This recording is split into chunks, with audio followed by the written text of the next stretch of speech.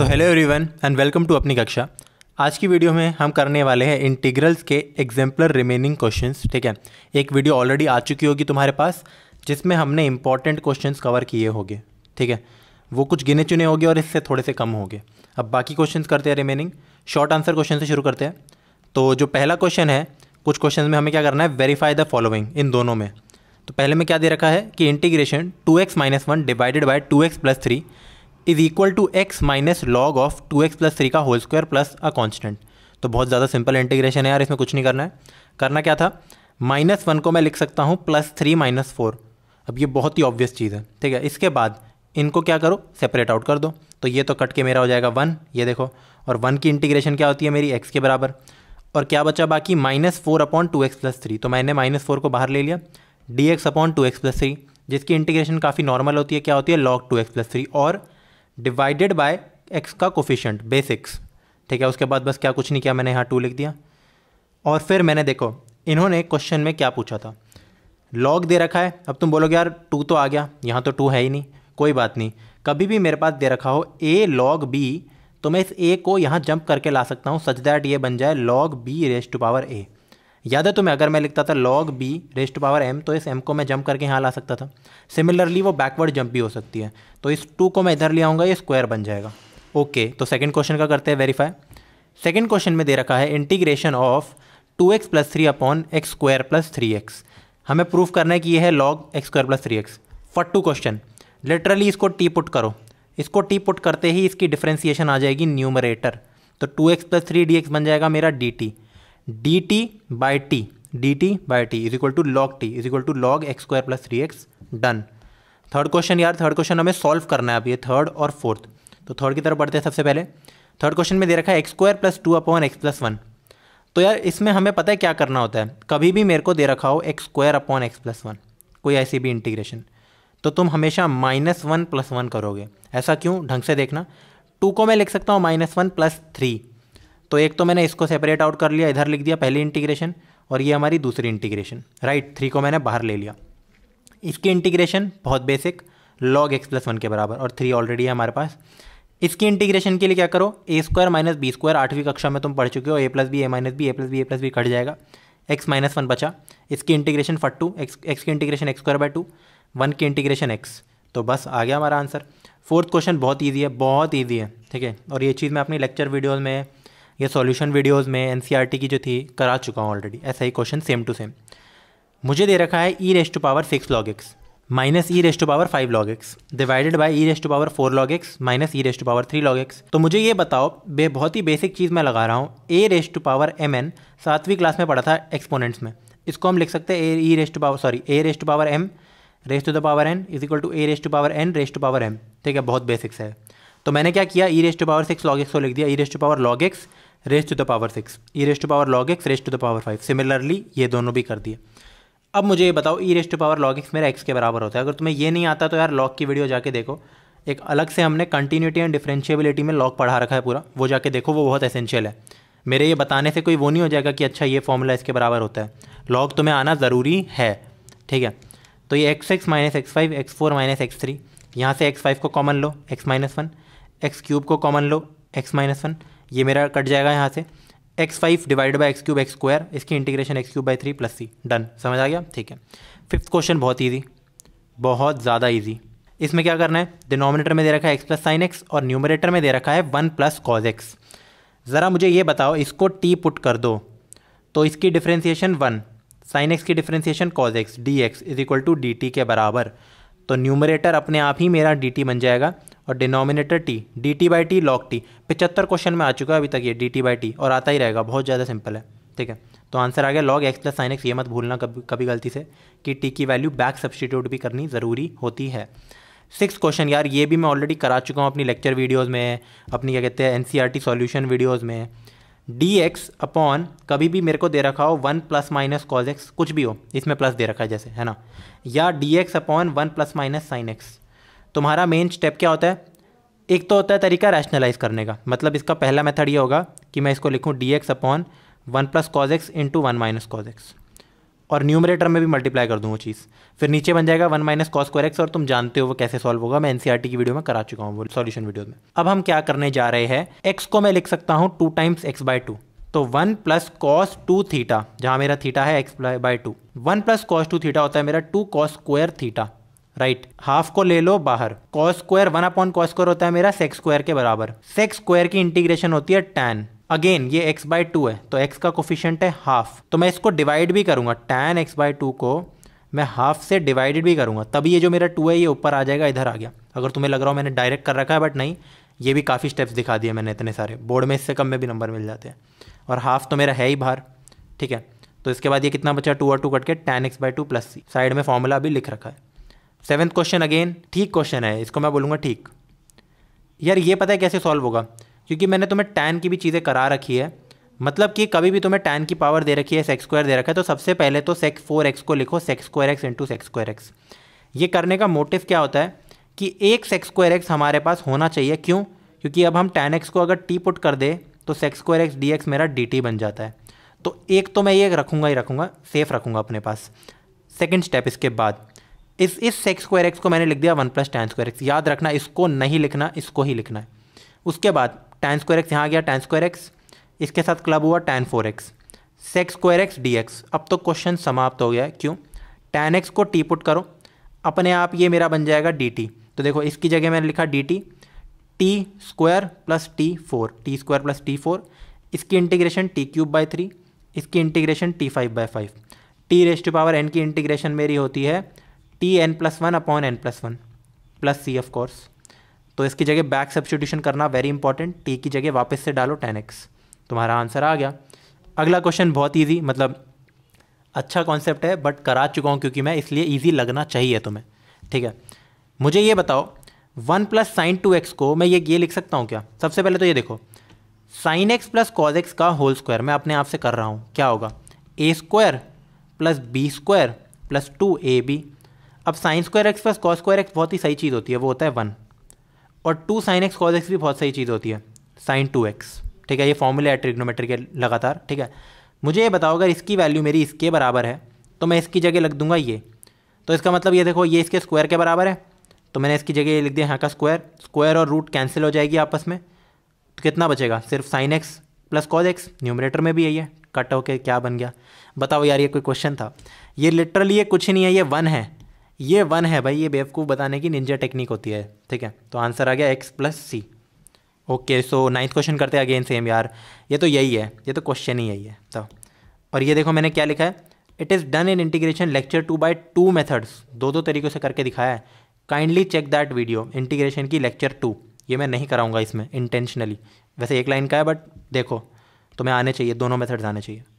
करते हैं अपना 10th question, sorry 11th question, क्योंकि 10th question I guess important video में होगा, अगर इसमें नहीं है, अगर कोई भी क्वेश्चन इसमें नहीं है इसका मतलब क्या है कि वो इंपॉर्टेंट क्वेश्चंस में प्रेजेंट होगा वो वाला क्वेश्चन, ओके। तो दोनों देखनी है तुम्हें, a plus x A minus x. सबसे पहले यार कभी भी तुम्हारे पास ऐसा सिचुएशन दे रखा हो, या तो ये या फिर ये a minus x upon A plus x, या फिर a की इंटीग्रेशन में a plus x into A minus x, कुछ भी इन तीनों में से, तो तुम्हें क्या पुट करना है, एक मेजर सब्स्टिट्यूशन होती है मेरी, x को पुट करना होता है a cos 2 theta, a cos 2 theta. ऐसा क्यों कर रहा हूँ मैं, ध्यान से देखना। देखो सबसे पहले तो इसकी बाकी चीज़ें जो है, मतलब कि अगर मैं a को इधर ले आऊँ तो x बाय a बन जाएगा मेरा cos 2 थीटा। देखो ये चीज़ें मैं बाद में बताऊँगा तुम्हें, ठीक है। मुझे किससे मतलब था, एक तो dx से, dx चेंज होके बन जाएगा -2a sin 2 थीटा, ओके।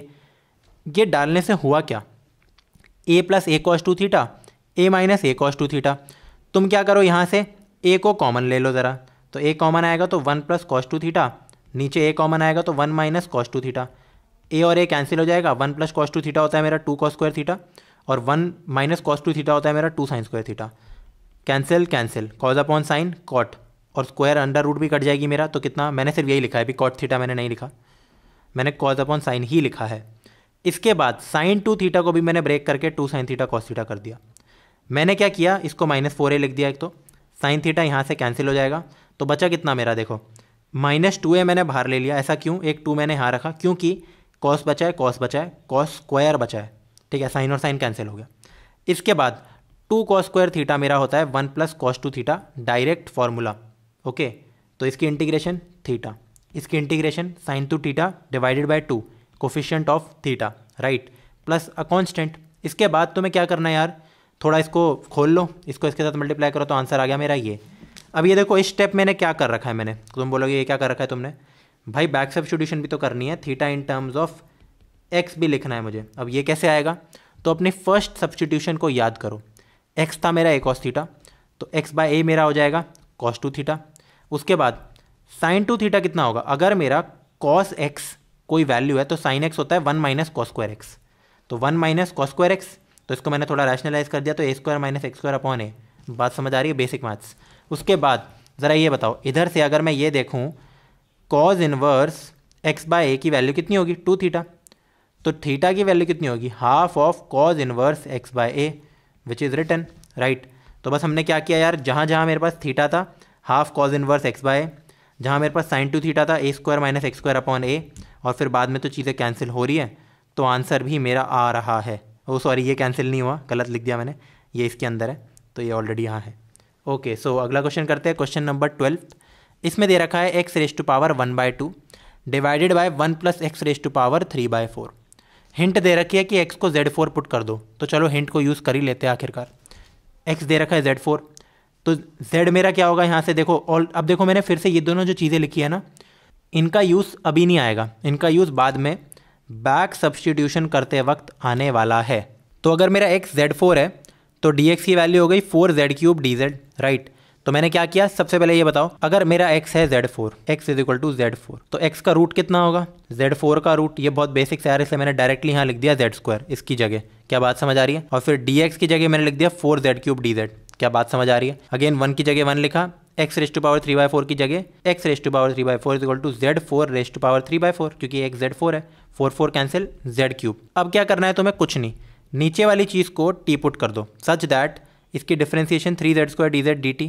मुझे ये बताओ यहाँ z² और dz था तो मज़ा आ गया, इसकी जगह मैं क्या लिख सकता हूँ, देखो z² dz हो गया 1/3, 3 को यहाँ लिया और dt, तो इसकी जगह मैंने लिख दिया 1/3 dt, इस पूरे की जगह मैंने लिख दिया t, क्योंकि ये तो t था। अब मुझे ये बताओ 4 भी मैंने यहाँ लिखा है, z³ को मैं क्या लिख सकता हूँ, अगर 1 प्लस z³ मेरा t है तो z³ होगा t-1, तो मैंने उसकी जगह लिख दिया t-1, राइट। 4 को ले लो यहाँ बाहर, ले लिया। उसके बाद t-1 अपॉन टी को मैं लिख सकता हूँ 1 minus 1/t, of course separate out किया बस। इसकी इंटीग्रेशन t, बहुत सिंपल, इसकी इंटीग्रेशन log t, और भी सिंपल, ठीक है। तो इसके बाद बस ये सॉल्व हो गया है हमारा क्वेश्चन, सी भी लगाना है एंड में। t की जगह बैक सब्स्टिट्यूट करना है, क्या, 1 प्लस z³, याद रखना डबल बैक सब्स्टिट्यूशन होगी यहाँ, डबल बैक सब्स्टिट्यूशन। पहले हमारे पास x था, x से हम z लाए, z से हम t लाए, तो वापस जाना पड़ेगा z पे और फिर वापस जाना पड़ेगा x पे, राइट। तो t की जगह लिख दिया हमने 1 प्लस z³, ठीक है, अगला स्टेप हो गया। इसके बाद z की जगह क्या लिखूंगा मैं, देखो z था मेरा x रेज टू पावर 1/4, तो z³ कितना होगा, x रेज टू पावर 3/4, तो इसकी जगह लिख दिया x रेज टू पावर 3/4, इसकी जगह भी मैंने क्या लिख दिया, x raise to power 3/4 plus 1, right. करते हैं अपना अगला क्वेश्चन, जो है क्वेश्चन नंबर 13 आई गेस नहीं है क्योंकि वो होगा इंपॉर्टेंट क्वेश्चंस में। क्वेश्चन नंबर 14 में क्या दे रखा है, dx अपॉन 16 माइनस 9x का होल स्क्वायर। 9x के स्क्वायर को मैं लिख सकता हूँ 3x का होल स्क्वायर। अब मैंने क्या किया, 3x को मैंने पुट कर दिया t, ये चीज़ ज़रूरी नहीं थी, मतलब मैं इसकी आंसर डायरेक्ट, मैं इसका आंसर क्या लिख सकता था, साइन इनवर्स x बाय, क्योंकि 3x है टोटल मेरा, a क्योंकि 4 का स्क्वायर है, और फिर मैं 1/3 कर सकता था x के कोफिशिएंट से डिवाइड, बट चलो मैंने सब्स्टिट्यूट कर दिया। इसके बाद 3dx मेरा बन गया dt, तो dx हो जाएगा 1/3 dt के बराबर, तो ये हो गया 4 स्क्वायर माइनस t स्क्वायर, तो 1/3 साइन इनवर्स t/4, तो उसकी जगह लिख दिया 3x। अगेन ये एक लाइन का था बट वो सही नहीं लगता फिर बोर्ड्स में, तो इसलिए 3-4 लाइन बना दिया करो। करते हैं अपना 15th क्वेश्चन, उसमें दे रखा है dt और डिनोमिनेटर में क्या दे रखा है 3t माइनस 2t स्क्वायर। तो देखो मैंने ना कोई अलग सा मेथड यूज़ किया है, हो सकता है तुम्हें एनसीईआरटी के बैक एक्सरसाइज में अलग आंसर मिले, बट ये इनडेफिनेट इंटीग्रेशन है, ठीक है। तो जैसे यहाँ tan इनवर्स में है तो उन्होंने क्या कर दिया होगा, साइन इनवर्स में लिख दिया होगा, मतलब it is the same thing, okay.